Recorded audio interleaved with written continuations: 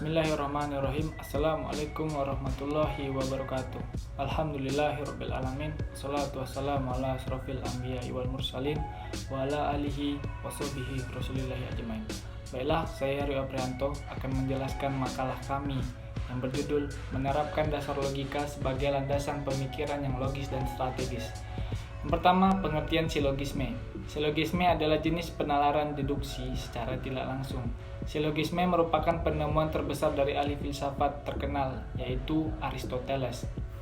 Dalam pengertian umum, silogisme adalah suatu argumen deduktif yang terdiri dari dua premis dan satu kesimpulan. Silogisme adalah setiap penyimpulan tidak langsung yang dari dua proposisi, yaitu premis disimpulkan menjadi satu proposisi baru yang disebut kesimpulan. Premis yang pertama disebut premis umum atau kita sebut premis mayor, dan premis yang kedua disebut premis khusus, yaitu premis minor. Kesimpulan itu berhubungan erat sekali dengan premis-premis yang ada. Jika premis-premisnya benar, maka kesimpulannya juga benar. Jadi yang dinamakan silogisme di sini adalah suatu pengambilan kesimpulan dari dua macam keputusan atau yang mengandung unsur yang sama dan salah satunya harus universal. Suatu keputusan yang ketiga yang kebenarannya sama dengan dua keputusan yang mendahuluinya. Dengan kata lain, silogisme adalah merupakan pola berpikir yang disusun dari dua buah pernyataan dan sebuah kesimpulan. Seperti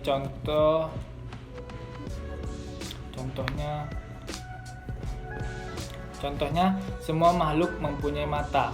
Itu adalah premis mayor. Si kacang adalah seorang makhluk. Itu premis minor. Jadi, si kacang mempunyai mata. Itulah kesimpulan dari contoh dari kami.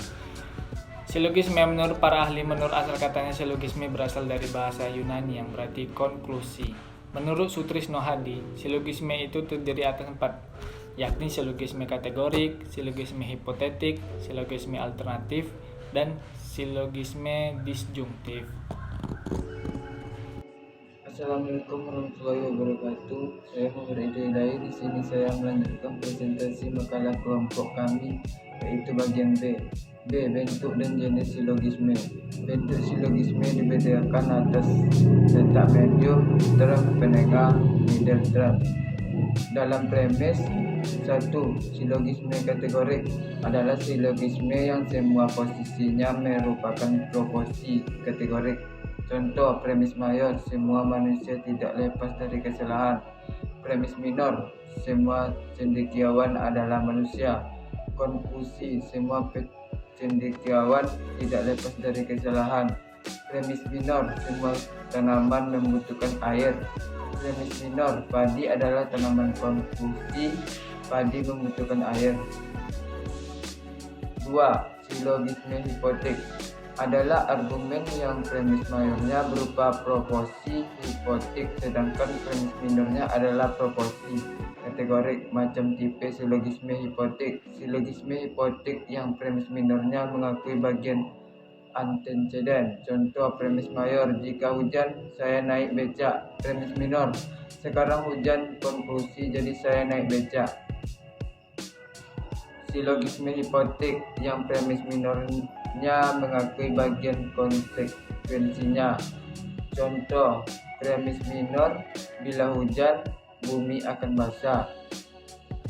Premis minor, sekarang bumi telah basah. Konklusi, jadi hujan telah turun. Silogisme hipotetik yang premis minornya mengingkari antecedent. Contoh, premis mayor, jika politik pemerintah dilaksanakan dengan paksa, maka kegelisahan akan timbul. Premis minor, politik pemerintah tidak dilaksanakan dengan paksa. Konklusi, jadi kegelisahan tidak akan timbul. Silogisme hipotetik yang premis minornya mengingkari bagian konsekuensi. Contoh, premis mayor, bila mahasiswa turun ke jalan, pihak penguasa akan gelisah. Premis minor, pihak penguasa tidak gelisah. Konklusi, jadi mahasiswa tidak turun ke jalan. 3. Silogisme disjungtif adalah silogisme di mana premis mayor maupun minornya, baik salah satu maupun keduanya, merupakan keputusan disjuntif. Contoh, premis mayor, kamu atau saya yang pergi. Premis minor, kamu tidak pergi. Konklusi, maka sayalah yang pergi. Silogisme disjungtif mempunyai dua buah contoh, di antaranya modus ponendo toles. Contoh, planet kita ini diam atau berputar. Karena berputar jadi bukanlah diam. Modus Toledo ponens. Contoh, planet bumi kita ini diam atau berputar. Planet bumi kita ini tidak diam, jadi planet bumi kita ini berputar. Silogisme disjungtif dalam arti sempit maupun arti luas mempunyai dua tipe, yaitu premis minornya mengingkari salah satu alternatif, konklusinya adalah mengakui alternatif yang lain. Contoh, premis mayor, ia berada di luar atau di dalam. Premis minor, ternyata tidak berada di luar. Konklusi, jadi ia berada di dalam. Premis minor mengakui salah satu alternatif. Kesimpulannya adalah mengingkari alternatif yang lain. Contoh, premis minor, premis mayor, Budi di masjid atau di sekolah. Premis minor, ia berada di masjid. Konklusi, jadi ia tidak berada di sekolah. Sekian dari pembahasan saya, selanjutnya akan dilanjutkan oleh Anggun Juitasari. Assalamualaikum warahmatullahi wabarakatuh. Hai teman-teman, di sini saya Anggun Juitasari. Saya akan melanjutkan presentasi makalah kami yang baru saja disampaikan oleh Rio Aprianto dan Ridho Ilahi. Baiklah, materi yang saya sampaikan yaitu adalah materi kedua. Materinya itu adalah silogisme dalam prinsip simpulan. Prinsip-prinsip simpulan merupakan hukum dasar penyimpulan yang terbagi dalam dua macam, yang memiliki 7 hukum dasar penyimpulan, seperti 1. Prinsip konotasi, trem, dan silogisme. Atas dasar penyimpulan dapat terbagi sebagai berikut. Yang A, dua hal yang sama, jika yang satu diketahui sama dengan hal ketiga, maka yang lain pun pasti sama.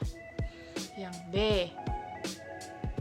dua hal yang sama, jika sebagian yang satu termasuk dalam hal ketiga, maka sebagian yang lain pun termasuk di dalamnya. Dan yang C, antara dua hal, jika yang satu sama dan yang lain berbeda dengan hal ketiga, maka dua hal itu berbeda. Kemudian yang kedua, prinsip denotasi trem dalam silogisme. Atas dasar prinsip denotasi trem atau prinsip distribusi dan prinsip distribusi relatif, ada 4 hukum dasar penyimpulan, adalah sebagai berikut. Yang A,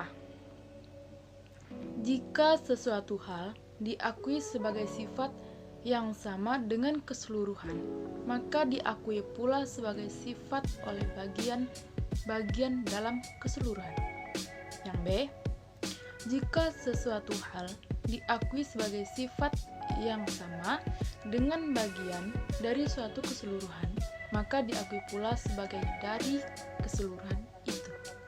Yang C, jika sesuatu hal diakui sebagai sifat yang meliputi keseluruhan, maka meliputi pula bagian-bagian keseluruhan itu.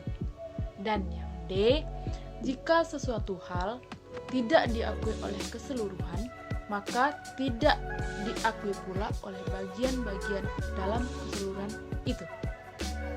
Baiklah, selanjutnya, selain tempat penyimpulan, juga harus pasti dengan metode praktis penyimpulan, yaitu jika dilukiskan dalam diagram himpunan yang hanya satu bentuk. Sebaliknya, jika dilukiskan dalam diagram himpunan yang lebih dari satu bentuk, maka tidak pasti. Jadi, kesimpulan dari makalah kami itu adalah silogisme dinamakan di sini adalah suatu pengambilan kesimpulan dari dua macam keputusan atau yang mengandung unsur yang sama dan salah satunya harus universal. Suatu keputusan yang mendahulunya, dengan kata lain, silogisme adalah merupakan pola berpikir yang disusun dari dua buah pernyataan dan sebuah kesimpulan. Baiklah, itulah tadi presentasi dari makalah kami yang berjudul Menerapkan Dasar Logika sebagai Landasan Pemikiran Logis dan Strategis. Saya mewakili kelompok 11, mohon maaf jikalau ada salah kata yang tidak berkenan di hati. Wabillahi taufiq wal hidayah. Wassalamualaikum warahmatullahi wabarakatuh.